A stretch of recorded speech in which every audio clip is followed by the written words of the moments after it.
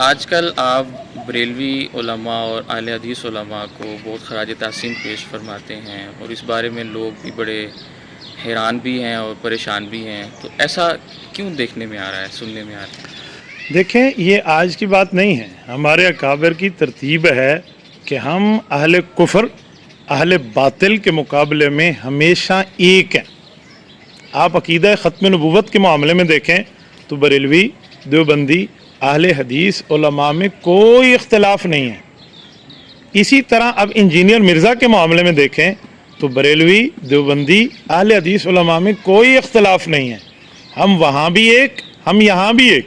گھر کے معاملات ہیں، آپس کے معاملات ہیں، وہ اختلاف چلتے رہیں گے، وہ گھر میں بیٹھ کے حل ہوں گے۔ لیکن انجینئر جو اللہ کے رسول کے لیے جملہ کہہ رہا ہے، صحابہ کرام کے لیے جملے بک رہا ہے، اہل بیت اعظام کے معاملے میں بے حرمتی کا کام لے رہا ہے، فقہاء، علماء، اولیاء کے بارے میں جملے کہہ رہا ہے، تو اس بارے میں یہ تو بہت اچھا ہے کہ بریلوی، دیوبندی، اہل حدیث ایک ہو گئے ہیں۔ یہ میری چاہت تھی کہ یہ ایک ہوں، اللہ نے ایک کر دیا ہے۔ جب میں نے دیکھا کہ ہمارے اہل حدیث علماء، ہمارے بریلوی علماء، علماء دیوبند کی طرح انجینئر مرزا کا مقابلہ کر رہے ہیں، تو پھر ہمارا حق بنتا ہے کہ ہم ان کو اپریشیٹ کریں۔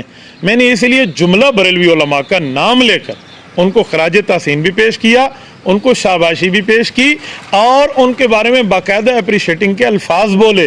اسی طرح جملہ اہل حدیث علماء جو ان کے خلاف بات کر رہے ہیں اور باقاعدہ میدان عمل میں، میں کل بھی ان کو سلامی عقیدت پیش کر رہا تھا، میں آج بھی ان کو خراج تحسین پیش کر رہا ہوں۔ نمبر ایک۔ نمبر دو، آپ نے فرمایا کہ سوشل میڈیا پہ ایسے دیکھنے میں کیوں ملتا ہے؟ دیکھیں، جو فرقہ پرست بیٹھے ہیں نا، جو نہیں چاہتے کہ امت ایک ہو، جو نہیں چاہتے کہ مشترکات کے اوپر اتفاق ہو، یہ ان لوگوں کا کام ہے۔ ہم ایسے لوگ نہیں ہیں۔ ہمارے سامنے ہمارے اکابر کی ترتیب ہے۔ دیکھیں، حضرت شیخ الہند رحمۃ اللہ علیہ باقاعدہ مسالک کے معاملات پہ دلائل بھی لکھتے ہیں اور انگریز کے مقابلے میں ان سب کی قیادت بھی فرماتے ہیں۔ تو حضرت شیخ الہند کا نظریہ کہاں جائے گا؟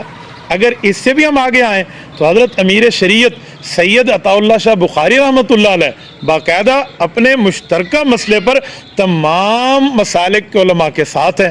اس سے بھی آگے آئیں تو مفکر اسلام مولانا مفتی محمود رحمۃ اللہ علیہ تمام مسالک کو مشترکہ معاملے میں لیے ہوئے ہیں۔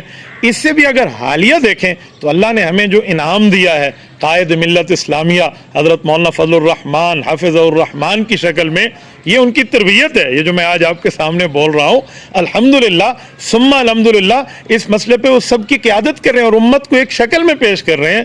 تو یہ اسی کی جھلک ہے جو آپ کو نظر آ رہی ہے اور آئندہ بھی انشاءاللہ تعالی نظر آئے گی۔